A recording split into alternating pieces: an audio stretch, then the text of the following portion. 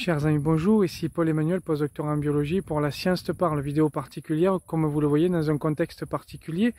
Vidéo pour les 1000 abonnés. Le copain Mickaël de la chaîne Biologie fait des vidéos que je vous invite à suivre et vous aurez le lien en description, m'a fait remarquer que j'avais passé le cap des 1000 abonnés il y a quelques jours et c'est vrai en vérifiant que j'ai un peu plus de 1000 abonnés sur la chaîne YouTube et vraiment je vous en remercie. Cette vidéo donc pour vous remercier d'être si nombreux à suivre la chaîne YouTube La Science te parle. En avril 2020, lorsque j'ai mis ma première vidéo sur la Covid, à savoir la biologie du SARS-CoV-2, alors que je n'avais finalement mis que quelques conférences que j'avais vues à l'université, donc je ne faisais pas de pub, la chaîne n'existait pour autant dire pas.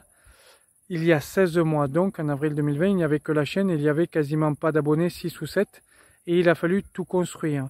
Aujourd'hui, 16 mois après, il y a une chaîne YouTube, il y a une chaîne Odyssée, il y a un Twitter qui marche pas trop mal avec plus de 500 personnes à me suivre. Il y a le Facebook avec plus de 350 personnes qui sont abonnées. Je crois qu'on est à peu près à 380. Vous avez la chaîne TikTok et vous avez le blog qui commence un peu aussi à fonctionner. Le dernier article a été lu. C'était l'interview du docteur Alexander Samuel, pratiquement 400 fois. On voit donc que les choses commencent à fonctionner. Je remercie tous ceux qui ont partagé les vidéos, tous ceux qui ont partagé les articles de blog, tous ceux qui ont retweeté. Je vais remercier ici des bunkers des étoiles qui avait retweeté ma première vidéo un mois après sa sortie, après qu'il avait enlevé le tweet, je ne sais plus pour quelle raison, mais ça avait permis un petit peu de faire connaître la chaîne, en tout cas de gagner une centaine ou 200 abonnés, je crois, dans l'heure où il avait laissé le tweet, quelque chose comme ça. Et donc ça avait démarré un peu comme ça, grâce à des bunkers des étoiles aussi, donc je tiens à remercier Sylvain pour son tweet qui datait du mois de mai ou de juin 2020.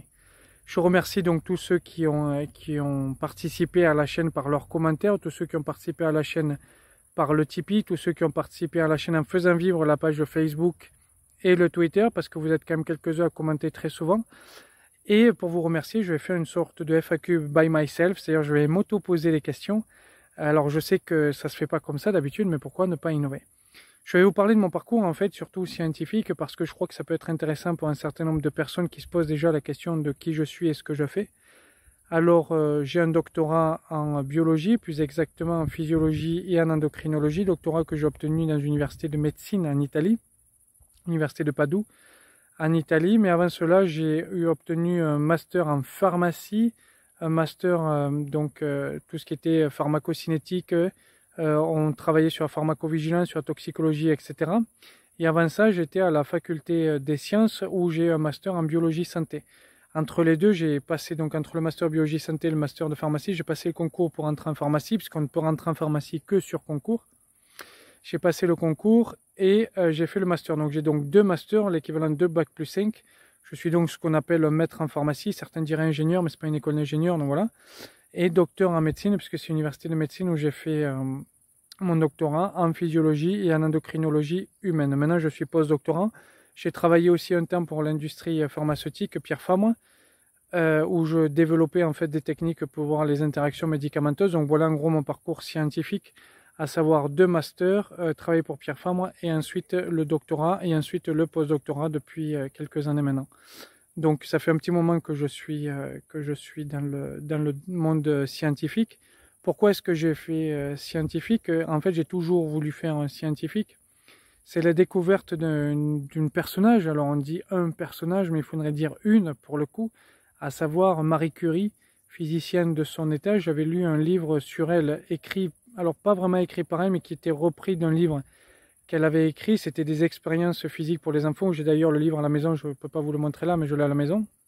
Où en fait elle donnait des cours aux enfants de ses amis physiciens et elle a écrit un petit livre où elle expliquait en fait comment elle leur expliquait la physique. Donc c'était des gamins qui avaient 7, 8, 9 ans.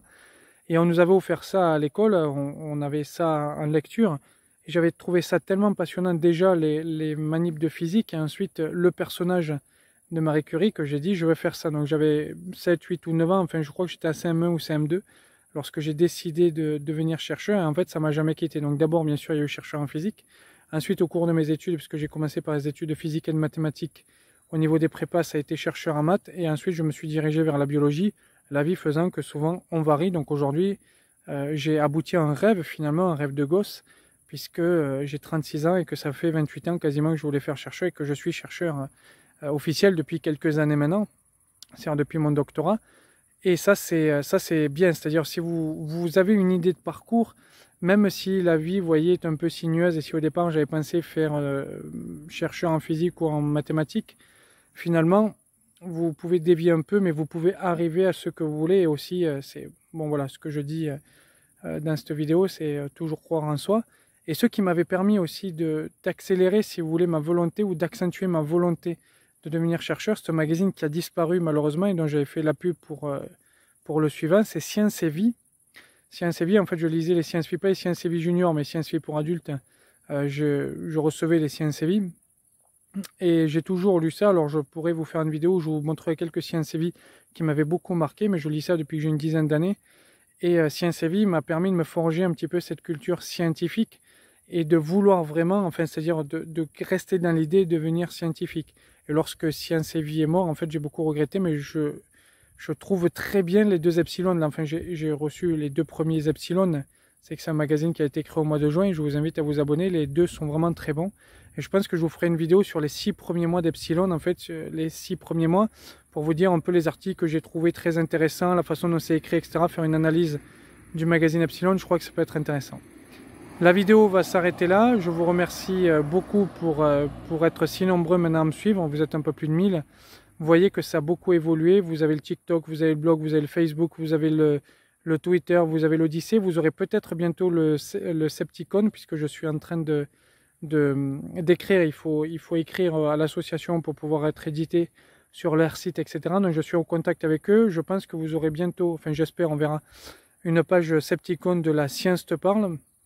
Donc ça, il faut que je rentre dans l'assaut et puis on est en train de discuter là-dessus. Ça peut être extrêmement intéressant. Voilà, donc ça évolue. Il y aura d'autres vidéos qui viendront à la rentrée. Vous savez que j'ai reçu des strikes de YouTube pour mes débunkages. Et je précise ici que la Science te parle, ça n'est pas qu'une chaîne de débunkage. Le but, c'est de parler science. Et je vous avais fait, par exemple, des vidéos sur les techniques scientifiques.